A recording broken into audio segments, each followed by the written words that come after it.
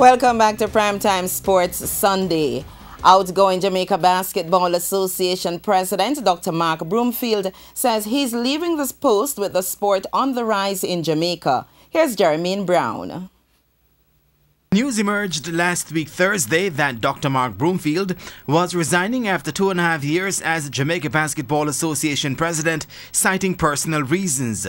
But with the sport having gone through a difficult transition period before he was elected in January 2015, including being without a president for almost 2 years, is it right back where it was in 2013? It is up to the board to follow the guidelines of the Constitution, and I am of the view that they will, and as of such there should not be a challenge with transition into the new president. And how are the Jabba accounts? Will there be talks of financial impropriety when he leaves? The Treasurer has done a great job in ensuring that we are kept up to date as to what we are doing, and he has been excellent to ensure that we stay afloat.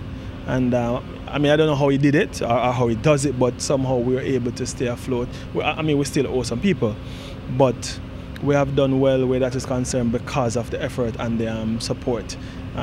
So, I mean, I don't foresee any problems. And as I have said before, we're in a place now where we will start generating income for the association because of the things that are in place. The National Basketball League remains defunct since 2013. So how would he describe the development of the sport as he demits office? Certainly the sport is improving. We saw what happened this year. You know, we had a number of activities in basketball that was unprecedented, you know, in terms of given the challenges that we had.